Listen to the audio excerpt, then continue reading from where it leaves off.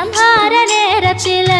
சமுத்திரம் பின்வாங்கும் சந்தோஷ திருநாளில் நல்லருளை தாரும் ஐயா முருகன் என்று முழங்குது என் மனசு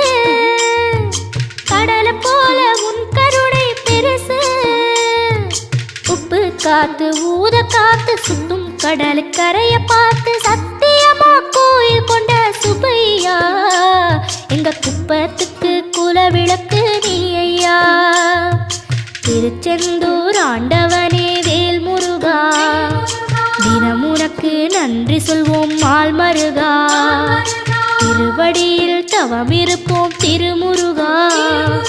தீர்ப்பெழுது நலமெனவே வடிவ